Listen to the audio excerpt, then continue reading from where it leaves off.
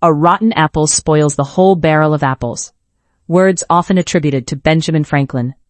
Imagine a patient who has been unknowingly carrying a terminal growth for over half a century. A growth that feeds on the very blood of the body it inhabits. 51 years ago, in the rugged mountains of northern Tigray, a seed was planted that would grow into what many now call a malignant brain tumor on the Ethiopian state, the TPLF. Since that moment in 1975, the nation has not known true peace, only a slow, agonizing process of internal bleeding that has brought Ethiopia to the brink of total collapse. But as the surgery to remove this entity reaches its climax, a question remains. Is the patient strong enough to survive the cure, or is it already too late?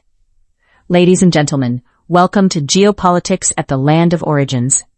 The TPLF was not founded on a vision of national unity.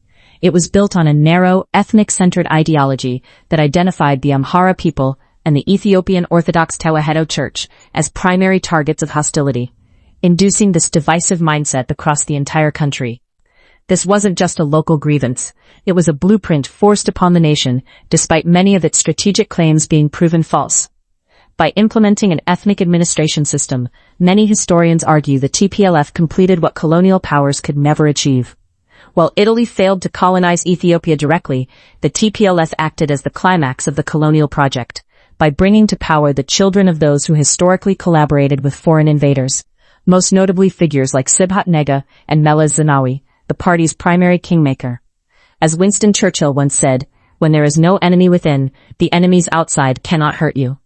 Unfortunately for Ethiopia, the enemy within became the architect of the state. Perhaps the most painful wounds inflicted by this system involve Ethiopia's geography and sovereignty.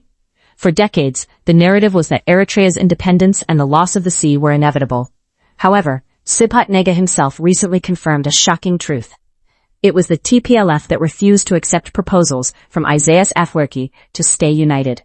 Furthermore, as former U.S. Assistant Secretary of State for African Affairs Herman Cohen noted, the TPLF leadership showed a stunning lack of interest in securing Ethiopia's right to the Port of Assab.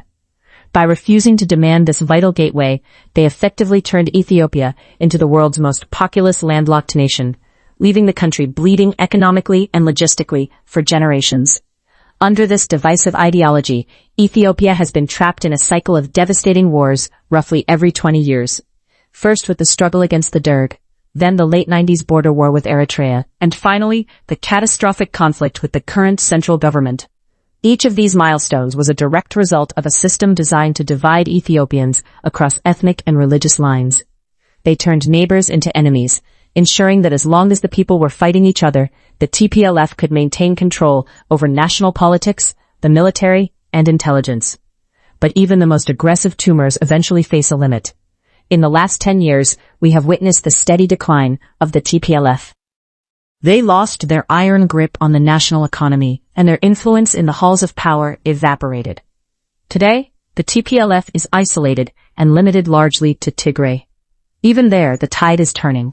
After leading the Tigrayan people into a devastating war that left the region in ruins, the people are turning against them, with some even taking to the bush to fight the organization.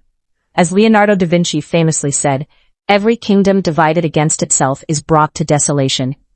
Ethiopia is currently in the middle of a dangerous surgery, the removal of a 51-year-old tumor. Like any patient after such a procedure, the nation is weak and scarred. The ethnic lines drawn so deeply into the soil will take time to heal.